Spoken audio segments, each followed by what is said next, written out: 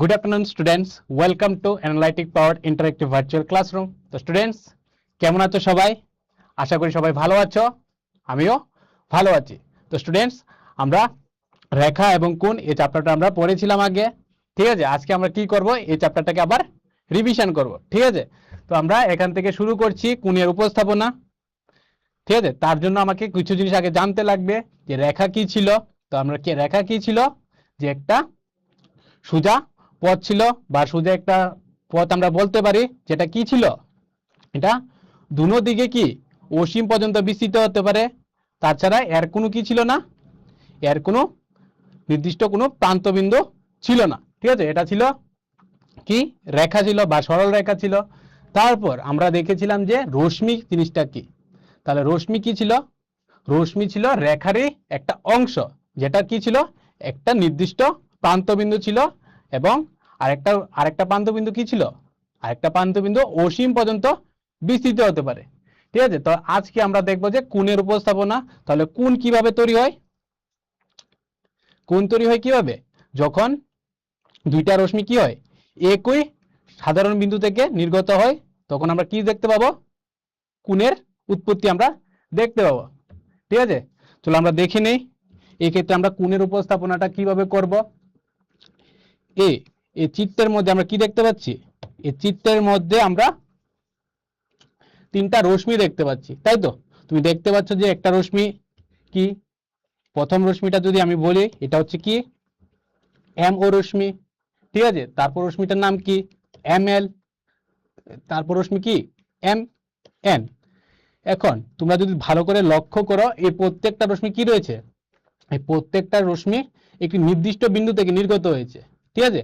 এই প্রত্যেকটা রশ্মি একটা নির্দিষ্ট বা সাধারণ বিন্দু রয়েছে, যেটা হচ্ছে কি এম, ঠিক আছে? এই বিন্দু থেকে নির্গত হওয়ার পর ধরে নাও এই দুইটা রশ্মি কোথায় থেকে নির্গত হয়েছে, একটা নির্দিষ্ট বিন্দু এম থেকে নির্গত হয়েছে। এই নির্গত হওয়ার পর কি তৈরি হয়েছে, এই নির্গত হওয়ার পর একটা কোণের উৎপত্তি হয়েছে, ঠিক আছে? তো আজকে আমরা কিভাবে কোন একটা চিত্রের মধ্যে কোণকে কিভাবে আমরা প্রতিনিধিত্ব বা নির্দেশ করব তা আমরা দেখব। চলো দেখি। এখন আমরা দেখতে পাচ্ছি যে এই চিত্রের মধ্যে যে কোণটা উৎপন্ন হয়েছে, এর নাম কি আমরা এম বলতে পারবো? এই চিত্রের মধ্যে যে কোণটা উৎপন্ন হয়েছে, এই কোণটাকে কি আমরা এম বলতে পারবো? চলো দেখি নেই। যদি আমরা এম বলি তাহলে কি হবে। এখন আমরা যদি এম বলি, তার মধ্যে আমরা কি দেখতে পাচ্ছি, যে আমরা তিনটা কোণকে নির্দেশ করছি, ঠিক আছে? যদি আমরা এম বলি তাহলে আমরা এক্ষেত্রে তিনটা কোণকে আমরা নির্দেশ করছি। আমরা দেখতে পাচ্ছি বাঁ পাশে একটা কোণ রয়েছে, ডান পাশে একটা রয়েছে। তারপর এই দুটোটাকে যদি আমরা একসাথে করে নিই, এই সরলরেখা বরাবর কি দেখতে পাচ্ছি, কোণের উৎপত্তি হয়েছে।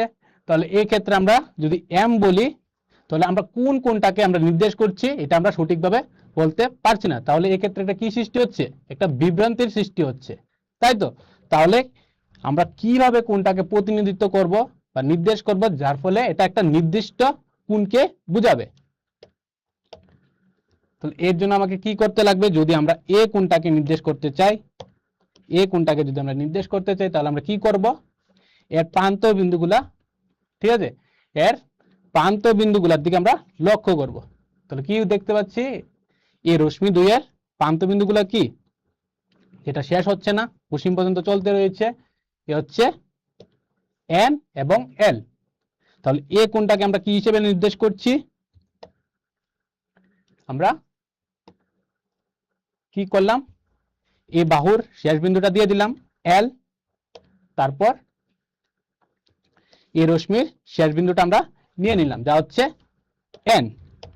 এটাকে আমরা কি বলছি, এই কোণটাকে বলছি আমরা এল এম এন, ঠিক আছে? এটাকে আমরা অন্যভাবে বলতে পারি, অন্যভাবে কিভাবে, এখান থেকে যদি শুরু করি এন এম এল ও আমরা বলতে পারি। তাহলে এই কোণটাকে আমরা কিভাবে লিখলাম, এল এম এন অথবা এন এম এল, ঠিক আছে? এখন আমরা আরেকটা কোণকে নির্দেশ করছি, এখন আমরা ডান পাশের কোণটাকে নির্দেশ করছি। তাহলে এটাকে আমরা একইভাবে লিখতে পারবো, যা হচ্ছে L M O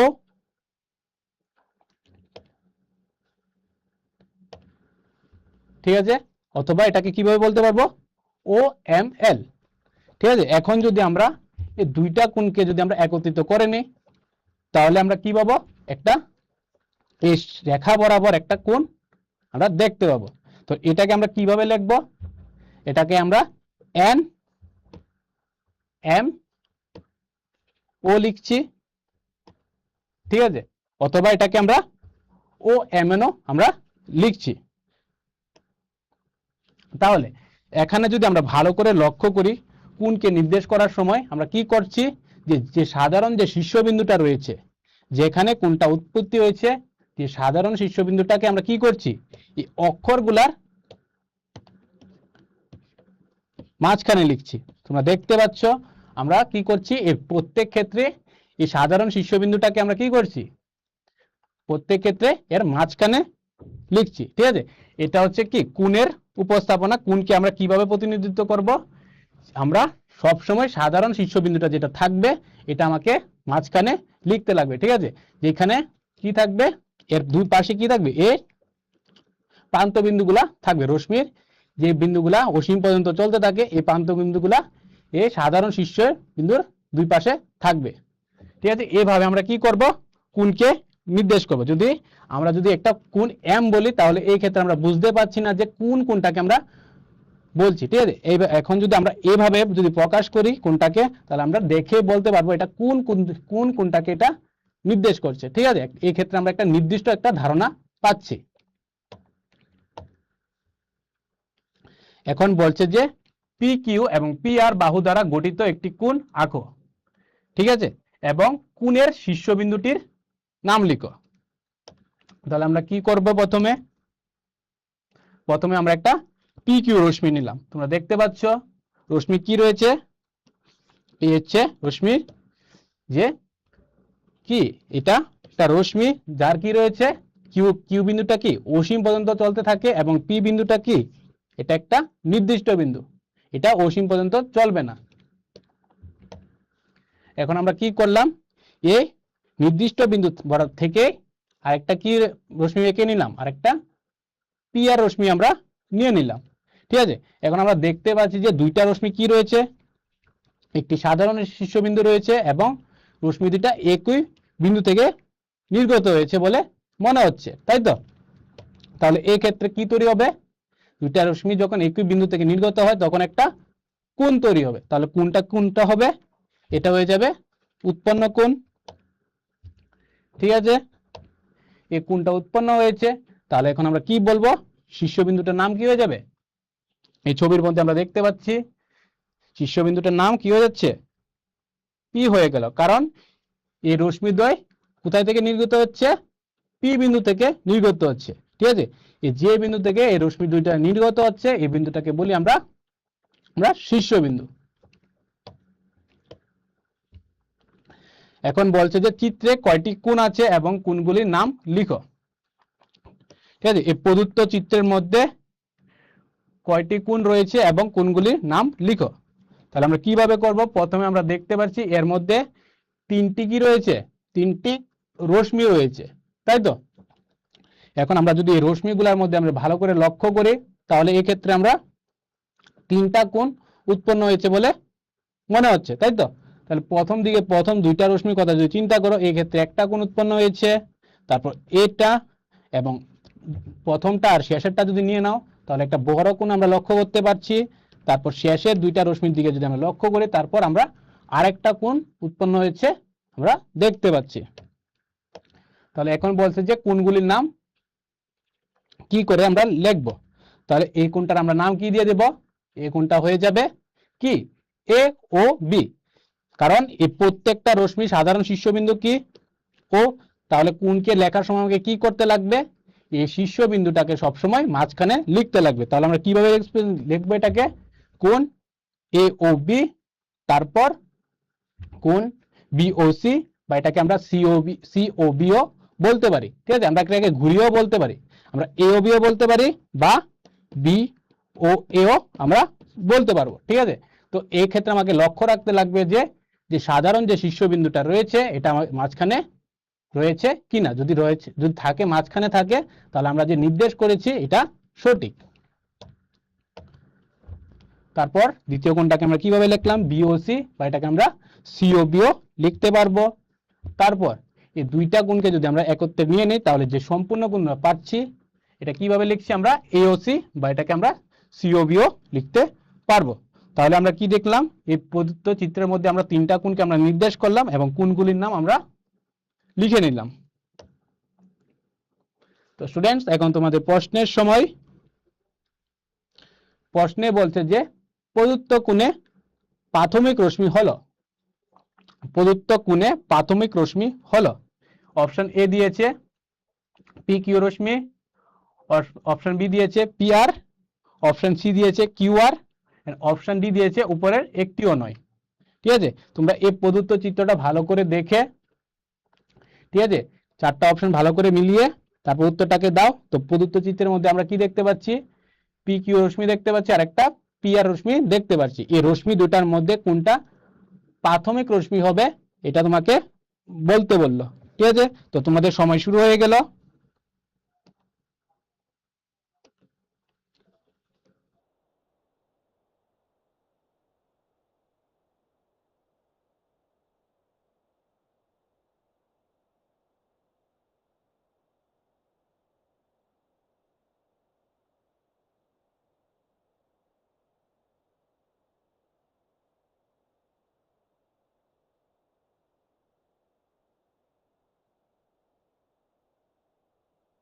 very good students, আমি দেখতে পাচ্ছি তোমরা অনেকে সঠিক উত্তর দিয়েছো।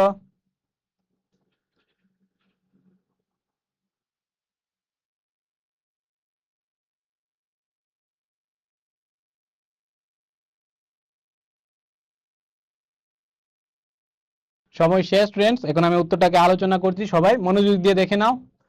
তো বলেছিল যে প্রদত্ত চিত্রের মধ্যে কোনটা প্রাথমিক রশ্মি। তাহলে এই প্রদত্ত চিত্রের মধ্যে যদি আমরা ভালো করে লক্ষ্য করে আমরা দেখতে পাচ্ছি যে এই কোণের মধ্যে কি রয়েছে, দুইটা রশ্মি রয়েছে, একটা হচ্ছে পি কিউ রশ্মি আর একটা হচ্ছে পি আর রশ্মি। ঠিক আছে, তো আমরা যদি ভালো করে লক্ষ্য করি তো কোণটা কোথায় থেকে উৎপন্ন হয়েছে, তারা কোণের এক দিক দিয়েছে যেটা এখান থেকে শুরু হয়ে কি ডান পাশ থেকে শুরু হয়ে এটা বাঁ পাশের দিকে যাচ্ছে। তাহলে এই ক্ষেত্রে আমরা কি লক্ষ্য করতে পারছি, পি কিউ হচ্ছে কি, প্রথম পি কিউ ছিল, পি কিউ আস্তে আস্তে বড় হতে হতে এটা পি আর হয়েছে। তাহলে এই ক্ষেত্রে আমরা কি বলছি, এই পি কিউ হচ্ছে কি এই কোণের প্রাথমিক রশ্মি। ঠিক আছে, তাহলে আমাদের সঠিক উত্তরটা কি হয়ে যাবে, অপশন এ। চলো নেক্সট কি আছে দেখে নেই। এখন বলছে যে তিনটি বিন্দু এ বি এবং সি নাও যাতে তিনটি বিন্দু একই সরলরেখায় না থাকে। ঠিক আছে, তো আমরা কি করব, যে প্রথম তিনটা বিন্দু নেব, ঠিক আছে, তারপর আমরা দেখে নেব যে তিনটা বিন্দু যাতে একই রেখায় না হয়। তাহলে কি করব, প্রথমে ধরে নাও আমরা তিনটা বিন্দু একটা সমতলের উপরে নিলাম, আমরা এমন ভাবে নিতে লাগবে যে তিনটা বিন্দু কি হতে লাগবে না, একই সরলরেখা বরাবর হতে লাগবে না, হতে পারবে না। ঠিক আছে, ধরে নাও আমি একটা সরলরেখা আঁকলাম, এখানে বলছে যে প্রশ্ন অনুযায়ী এই তিনটা বিন্দু কোথায় হতে পারবে না, একই সরলরেখার উপর থাকতে পারবে না। এখন এর উপর ভিত্তি করে কিছু প্রশ্ন দিবে। তো প্রথম প্রশ্নটা কি বলছে যে এ বি এবং সি বিন্দু থেকে যে কোনো দুইটি বিন্দু দিয়ে তোমরা কয়টি রেখা আঁকতে পারবে। ঠিক আছে, এই তিনটা বিন্দুর মাধ্যমে আমরা কয়টি সরলরেখা আমরা অঙ্কন করতে পারবো। চলো দেখে নেই, তাহলে কয়টা লক্ষ্য করতে পারছি বলো তো। আমরা যদি এই তিনটা বিন্দুর মধ্যে যদি যে কোনো দুইটা বিন্দুকে ব্যবহার করে আমরা এরকম কয়টা সরলরেখা বানাতে পারছি, তোমরা ছবির মধ্যে ভালো করে দেখতে পাচ্ছ যে এক্ষেত্রে আমরা তিনটি সরলরেখা আমরা অঙ্কন করতে পারছি। এখন বলছে যে উৎপন্ন রেখাগুলির নাম লিখো। ঠিক আছে, এই যুক্ত করার পর যে রেখাগুলি উৎপন্ন হয়েছে, তো এই রেখাগুলির নাম কি কি হবে, এই রেখাগুলি হয়ে যাবে এ বি, এ হচ্ছে এ বি রেখা, এ হচ্ছে বিসি রেখা, এ হচ্ছে এসি রেখা। তোমরা দেখতে পাচ্ছ যে ছবির মধ্যে যে এই তিনটি রেখা উৎপন্ন হয়েছে। এখন বলছে যে রেখাগুলি কয়টি কোণ উৎপন্ন করে এবং কোণগুলির নাম লিখো। এখন আমরা যদি ভালো করে লক্ষ্য করি এই রেখাদ্বয়, প্রত্যেকটা রেখাদ্বয়ের মধ্যে কি হয়েছে, একটা একটা করে কোণ উৎপন্ন হয়েছে। তাহলে কয়টা কোণ লক্ষ্য করতে পারছি আমরা, তিনটা কোণ লক্ষ্য করতে পারছি। তারপর তো কোণগুলির নাম আমরা কি করে দেব, প্রথমটার নাম দিলাম আমরা বিএসি, তাহলে এটা কোন কোনটা হবে বিএসি, তাহলে এ কোনটা হচ্ছে, ঠিক আছে, যেটাকে আমরা সিএবি ও বলতে পারবো। তারপর দ্বিতীয় কোণ কোনটা হয়ে যাবে এবিসি, যে হচ্ছে এটা হবে। আমরা সবসময় কিভাবে লিখবো, যে যে কোণটার নাম বলছি আমরা এটাকে, এটার শীর্ষবিন্দুটাকে আমরা সবসময় কি কোথায় লিখবো, এটা প্রান্ত বিন্দুগুলার মাঝখানে লিখবো, ঠিক আছে। তারপর তারপর তৃতীয় কোণ কত হচ্ছে বিসিএ বা এসিবি। চলো আমরা দেখে নিলাম তিনটা কোণ। এখন বলছে যে তোমরা তোমাদের নোটবুকে আরেকটি বিন্দু ডি নাও, আরেকটা বিন্দু ডি নাও, যাতে ডি বিন্দুটি কোনো রেখায় না থাকে, ঠিক আছে। তোমরা এখন কি করবে, এই তিনটি বিন্দু ছাড়া তোমরা আরেকটা বিন্দু নেবে, যারা কি হবে না, এই বিন্দুটা কোথায় হবে না, এই রেখার উপর থাকতে পারবে না, ঠিক আছে। তো তারপর এখন তোমরা যে কোনো দুইটি বিন্দুর মাধ্যমে কয়টি রেখা অঙ্কন করতে পারবে, চলো দেখি নেই। আমরা কি করব, একটা ডি বিন্দু নেব, ধরে নিলাম এই ডি বিন্দুটা কি রয়েছে, এই রেখাগুলার মাঝখানে রয়েছে, ঠিক আছে। এখন আমরা এই যে কোনো দুইটা বিন্দুর মাধ্যমে কয়টা রেখা অঙ্কন করতে পারবো, যে কোনো দুইটা রেখার মাধ্যমে আমরা এভাবে 6টা রেখা আমরা অঙ্কন করতে পারছি। এখন যদি প্রশ্নে বলে যে তোমাকে এই বিন্দুটা ডি বিন্দুর মাধ্যমে তোমরা এই দুইটি বিন্দু ব্যবহার করে আমরা কয়টি রেখা অঙ্কন করতে পারবো, ঠিক আছে।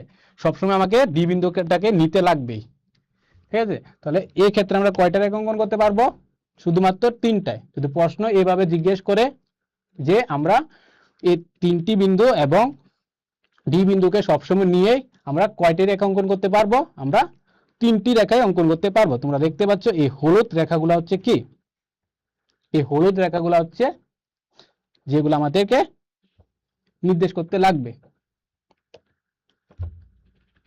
এখন বলছে যে কোনো দুইটি বিন্দুর মধ্যে দিয়ে কতগুলি রেখা অতিক্রম করছে, যাতে 4টি বিন্দু এ বি সি এবং ডি একই রেখায় না থাকে। এখন আমরা কি করব, যে কোনো দুইটি বিন্দু ব্যবহার করে আমরা কয়টি রেখা অঙ্কন করতে পারবো। তো প্রশ্নের মধ্যে বলে দিয়েছে যে এই 4টা বিন্দু কোথায় থাকতে পারবে না, একই সরলরেখা বরাবর থাকতে পারবে না। তাহলে কয়টা রেখা অঙ্কন করতে পারছি, এই ক্ষেত্রে দেখতে পাচ্ছি যে আমরা 6টা রেখা অঙ্কন করতে পারছি, ঠিক আছে। এই ক্ষেত্রে আমরা দেখতে পাচ্ছি যে আমরা 6টা রেখা আমরা অঙ্কন করতে পারছি। তো এখন আরো প্রশ্নে বলছে যে এফ এ বি সি এবং ডি বিন্দুতে যুক্ত হওয়া সম্ভাব্য সমস্ত রেখা দ্বারা গঠিত 4টি শীর্ষবিন্দুতে মোট কোণের সংখ্যা কত। এখন বলছে যে এই প্রত্যেকটা শীর্ষবিন্দুতে উৎপন্ন কোণের যে মোট সংখ্যাটা কত তা আমরা বের করব। তাহলে এবারে কিভাবে বের করব, আমরা দেখতে পাচ্ছি প্রত্যেক শীর্ষবিন্দুতে কয়টি করে কোণ উৎপন্ন হয়েছে, প্রত্যেক শীর্ষবিন্দুতে আমরা দেখতে পাচ্ছি 3টি করে কোণ উৎপন্ন হয়েছে। তোমরা যদি এই শীর্ষবিন্দুর কথা চিন্তা করো, তোমরা দেখতে পাচ্ছ এর উপরের দিকে একটা কোণ উৎপন্ন হয়েছে, নিচের দিকে একটা, এবং দুইটাকে মিলিয়ে কয়টা হয়ে যাচ্ছে, আর একটা কোণ উৎপন্ন হয়ে যাচ্ছে। তাহলে এই ক্ষেত্রে প্রত্যেক শীর্ষবিন্দুতে আমরা 3টা করে আমরা কোণ লক্ষ্য করতে পারছি। তাহলে মোট কোণের সংখ্যা কত হবে, এই 4টি শীর্ষবিন্দুতে প্রতিটিতে কয়টি করে উৎপন্ন হচ্ছে, 3টি করে কোণ গঠিত হচ্ছে। তাহলে এই 4টি শীর্ষবিন্দুতে মোট কোণের সংখ্যা কত হয়ে যাবে, 3 × 4, কারণ প্রত্যেকটা শীর্ষবিন্দুতে কয়টি করে কোণ উৎপন্ন হচ্ছে, 4টি শীর্ষবিন্দুতে 3টি করে কোণ উৎপন্ন হচ্ছে। তাই আমরা কি করলাম, 3 × 4 করলাম, যার উত্তর কত হচ্ছে 12 হয়ে যাচ্ছে।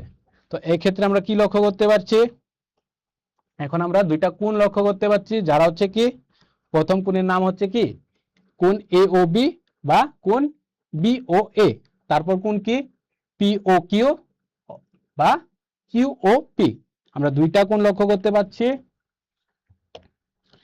এখন আমরা কি করব, পর্যবেক্ষণ করে এই দুইটা কোণের মধ্যে আমরা তুলনা করব। তুলনাটা কি হবে, কোনটা কার চেয়ে বড়। এর জন্য আমরা কি করছি, আমরা এক্ষেত্রে আমরা দেখে বলতে পারছি যে কোণ এ ও বি টার মান কি হয়ে যাবে, কোণ এ ও বি এর মান বড় হবে। তাহলে এই ক্ষেত্রে আমরা বলছি যে কোণ এ ও বি হচ্ছে বড় কোণ। এই ক্ষেত্রে আমাকে কোনো পরীক্ষা করতে লাগছে না, তাই তো? এখন আমাকে দেখে বলতে হবে, তুলনা করব এটা কোনটা বড় কিনা।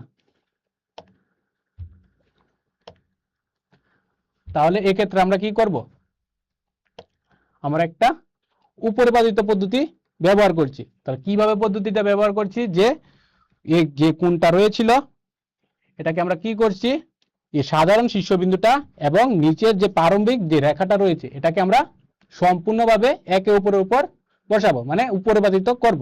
উপরিপাতিত করার পর যে দ্বিতীয় যে তোমাদের রেখাটা থাকবে বা বাহুটা থাকবে কোণের, এটাকে আমরা তুলনা করব। নিচে আগে আমরা নির্দিষ্ট করে নেব, মানে ফিক্স করে নেব। এই ফিক্স করার পর উপরের যে বাহুটা থাকবে দুইটা বাহুর মধ্যে আমরা তুলনা করব। যেটা উপরে থাকবে তাহলে ওই কোণের কোণটা বড় হয়ে যাবে। যে কোণের বাহুটা এই দুটার মধ্যে উপরে থাকছে এই কোণের মানটা কি হয়ে যাবে, বড় হয়ে যাচ্ছে।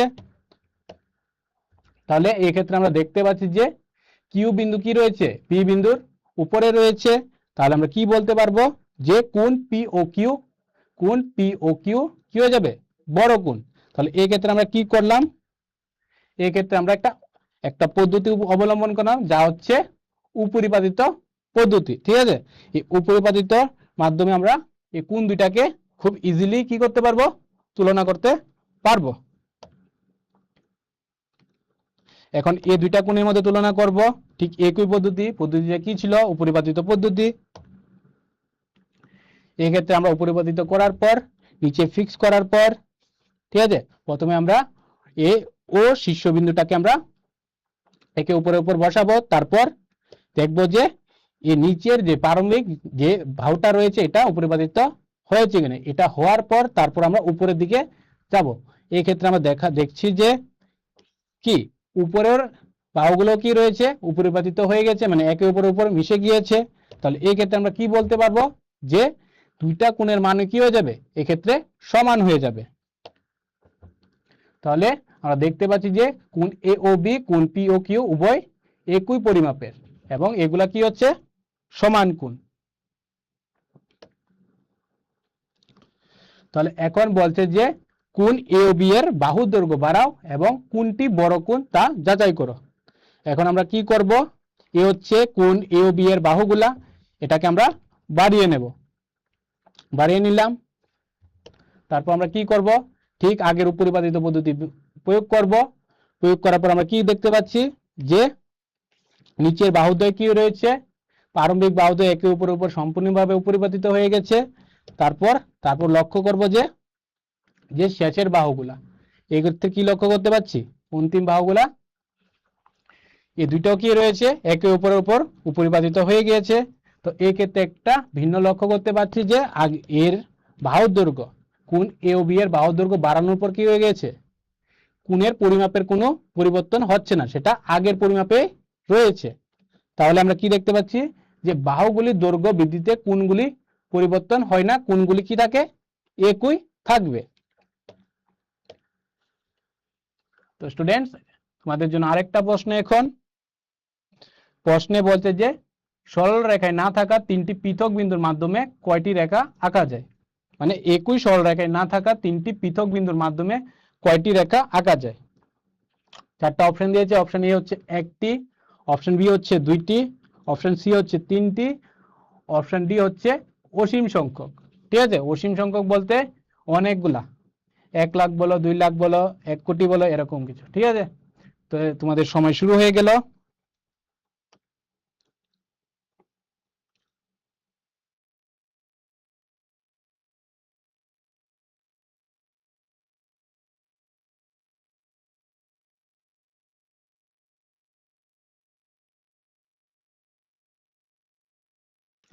প্রশ্ন বলছিল যে একই সরলরেখায় না থাকে তিনটি পৃথক বিন্দুর মাধ্যমে কয়টি রেখা আঁকা যায়।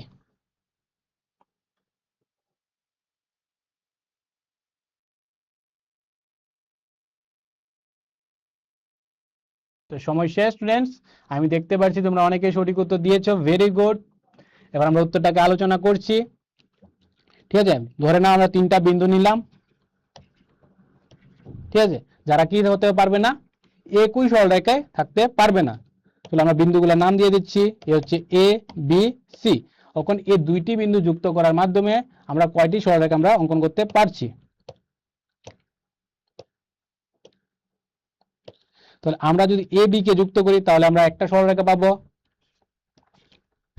তারপর এ সি কে যদি আমরা যুক্ত করি তাহলে আমরা আরেকটা সরলরেখা আমরা পাচ্ছি। তারপর বিসি কে সরলরেখা, বিসি কে যদি আমরা যুক্ত করি তাহলে আমরা আরেকটা সরলরেখা পাচ্ছি। তাহলে আমরা কি আর সরলরেখা বানাতে পারবো?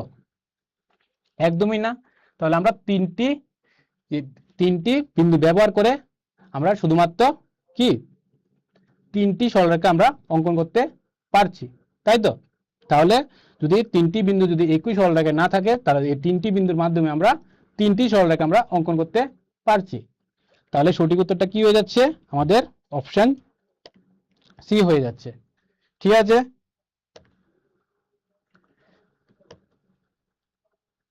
এখন আমরা ঘড়িতে কোণ লক্ষ্য করব। এ হচ্ছে তোমরা ঘড়ি দেখতে পাচ্ছ, আমরা দেখতে পাচ্ছি যে ঘড়ির মধ্যে কি রয়েছে, এটা হচ্ছে ঘন্টার কাঁটা আর একটা হচ্ছে মিনিটের কাঁটা। ঘন্টার কাঁটা কোনটাকে বলছি? যেটা ছোটটা, এটাকে আমরা বলছি ঘন্টার কাঁটা, এবং যে বড় কাঁটাটা আমরা লক্ষ্য করতে পারছি এক্ষেত্রে আমরা এটাকে বলছি মিনিটের কাঁটা। ঠিক আছে, তো এই ক্ষেত্রে আমরা দেখতে পাচ্ছি যে এই ঘন্টার কাঁটা এবং মিনিটের কাঁটা কোথায় গিয়ে যুক্ত হয়েছে? একটা বিন্দুতে ছেদ করেছে, তাই তো? তাহলে এই ছেদ করার পর কি হয়েছে? এক্ষেত্রে কোণ তৈরি হচ্ছে, তাই তো? তো এখন আমরা দেখবো যে এই ঘড়িতে কি কিরকম কিরকম বা কত ভিন্ন ভিন্ন রকমের কোণ আমরা লক্ষ্য করতে পারি।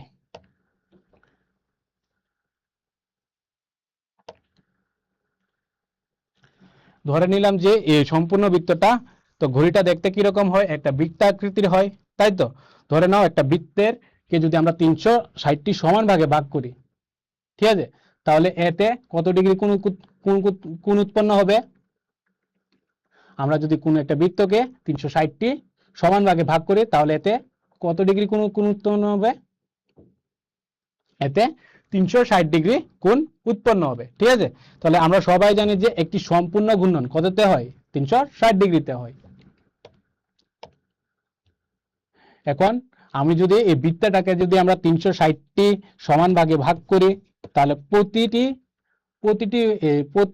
ভাগে এর মান কত হয়ে যাবে? প্রতি ভাগে এর মান হয়ে যাবে 1 ডিগ্রি, তাই তো?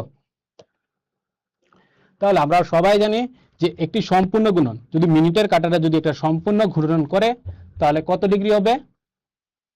360 ডিগ্রি হবে, কারণ ঘড়ি মিনিটের কাঁটাটা যখন সম্পূর্ণ ঘূর্ণন করবে তাহলে এটা 360 ডিগ্রি হবে।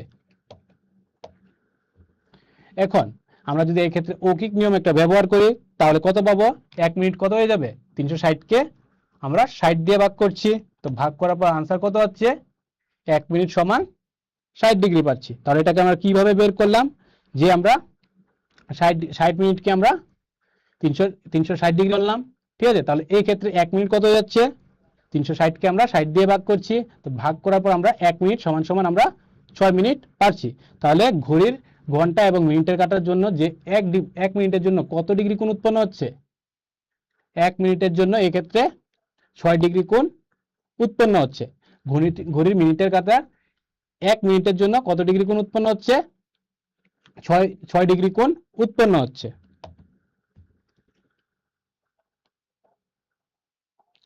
তাহলে এখন যদি আমরা ঘড়ির দিকে ভালো করে লক্ষ্য করি, ঠিক আছে, তাহলে এই ঘড়িটাকে কয়টা ভাগে ভাগ করা হয়েছে? সমান 12টা ভাগে ভাগ করা হয়েছে, এবং প্রত্যেকটা সমান 12টা ভাগকে কি করা হয়েছে? আবার সমান 5টা ভাগে ভাগ করা হয়েছে, ঠিক আছে? তে আমরা দেখতে পাচ্ছি এই ঘড়িটাকে সমান কয়টি ভাগে ভাগ করা হয়েছে? 12টা ভাগে ভাগ করা হয়েছে, তোমরা দেখতে পাচ্ছ। এখন এই প্রত্যেকটা ছোট ছোট ভাগকে আবার কি করা হয়েছে? আবার ছোট ছোট সমান 5টা ভাগ করে আবার ভাগ করা হয়েছে। তাহলে এই ঘড়ির মিনিটের কাঁটা এবং ঘন্টার কাঁটার দ্বারা যে প্রত্যেকটা ভাগের জন্য, প্রত্যেকটা বড় ভাগের জন্য কত ডিগ্রি করে কোণ উৎপন্ন হচ্ছে? 30 ডিগ্রি করে কোণ উৎপন্ন হচ্ছে, ঠিক আছে? তাহলে আমরা জানি যে ঘড়িতে 12টি ভাগ রয়েছে এবং প্রতিটি বিভাগ 1 ঘন্টাকে নির্দেশ করে, এবং তাহলে 1 ঘন্টার জন্য কত ডিগ্রি কোণ উৎপন্ন হচ্ছে? প্রত্যেকটা 1 ঘন্টার জন্য 30 ডিগ্রি কোণ উৎপন্ন হচ্ছে। এটাকে আমরা কিভাবে করলাম, এটা সম্পূর্ণ ঘূর্ণন কত ডিগ্রিতে হয়, 360 ডিগ্রি হয়। যেহেতু ঘড়ির মধ্যে কয়টা ভাগ রয়েছে, এরকম 12টা সমান ভাগ রয়েছে, তাই 360 ডিগ্রিকে আমরা 12 দিয়ে 360 ডিগ্রিকে আমরা 12 দিয়ে ভাগ করলাম। 12 দিয়ে ভাগ করার পর প্রতি ঘন্টার জন্য আমরা কত পাচ্ছি, আমরা 30 ডিগ্রি করে পাচ্ছি।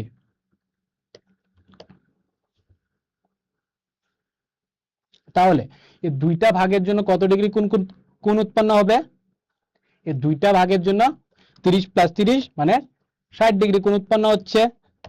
ঠিক একইভাবে আমরা যদি এই তিনটা ভাগের জন্য আমরা লক্ষ্য করি, তাহলে কত ডিগ্রি কোণ উৎপন্ন হচ্ছে, এক্ষেত্রে 3 × 30 মানে 90 ডিগ্রি কোণ উৎপন্ন হচ্ছে। কারণ প্রত্যেকটা ভাগের জন্য বা প্রতি ঘন্টার জন্য কত ডিগ্রি কোণ উৎপন্ন হচ্ছে, 30 ডিগ্রি।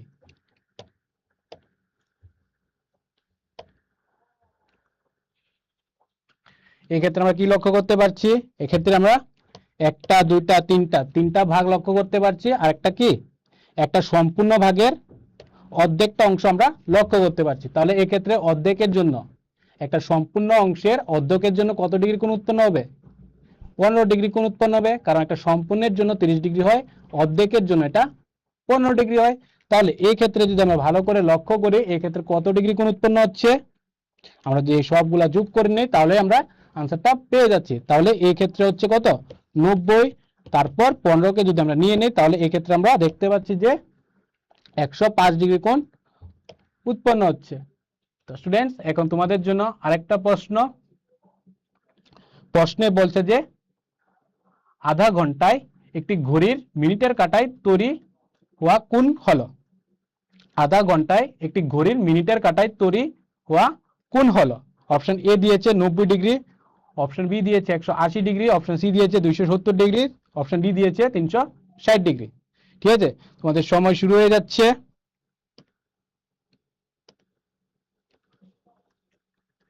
প্রশ্নে বলেছে যে আধা ঘন্টায় একটি ঘড়ির মিনিটের কাঁটায় তৈরি হওয়া কোণ হলো।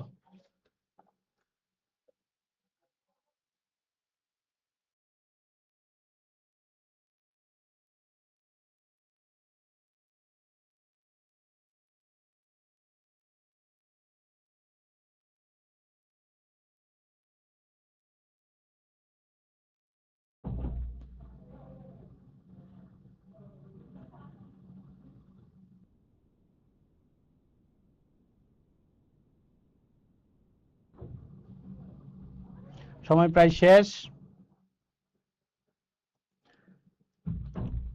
স্টুডেন্টস। আমি দেখতে পাচ্ছি তোমরা ম্যাক্সিমাম সঠিক উত্তর দিয়েছো, ভেরি গুড। ঠিক আছে, আমি এখন উত্তরটাকে আলোচনা করছি, সবাই মনোযোগ দিয়ে দেখে নাও। প্রশ্নে বলছে যে আধা ঘন্টায় একটি ঘড়ির মিনিটের কাঁটায় তৈরি হওয়া কোণ হলো। আমরা কি দেখেছিলাম যে 60 মিনিটের জন্য, ঘড়ির কাঁটার মিনিটে কাটার জন্য 60 মিনিটের জন্য কত ডিগ্রি কোণ উৎপন্ন হয়েছিল, 60 মিনিটের জন্য 360 ডিগ্রি। তাহলে এখন প্রশ্নে বলেছিল যে আধা ঘন্টা মানে কত মিনিটে হয়, 30 মিনিটে আধা ঘন্টা হয়। তাহলে 30 মিনিটের জন্য 30 মিনিট বানাতে হলে আমাকে কি করতে লাগবে, এটাকে দুনো দিকে আমাকে কি করতে লাগবে, দুনো দিকে আমাকে 2 দিয়ে ভাগ করতে লাগবে। তাহলে এই ক্ষেত্রে আমরা কি পেলাম, 30 মিনিট পেলাম, যা হচ্ছে কি আধা ঘন্টা, তাই তো। এখন 360কে যদি আমরা 2 দিয়ে ভাগ করি তাহলে কত হয়ে যাবে, মানে 360 এর অর্ধেক করতে লাগবে। 360কে যদি আমরা 2 দিয়ে ভাগ করি তাহলে আমরা 180 ডিগ্রি পাচ্ছি। তাহলে 30 মিনিট মানে কি, 30 মিনিট মানে আধা ঘন্টা। তাহলে এই প্রশ্নের মধ্যে যদি আমরা দেখি ভালো করে, এই আধা ঘন্টা একটি ঘড়ির মিনিটের কাঁটা দ্বারা তৈরি কোণ হবে কত, 180 ডিগ্রি। তাহলে কোন অপশনটা সঠিক হয়ে যাবে, আমাদের অপশন বি সঠিক হয়ে যাবে। তো স্টুডেন্টস, আজকে ক্লাসটা আমি এখানেই শেষ করছি। ঠিক আছে, তাহলে আজকে আমরা কি কি দেখলাম, যে কোণকে আমরা কিভাবে প্রতিনিধিত্ব করব বা কোণকে আমরা কিভাবে নির্দেশ করব, তাই তো।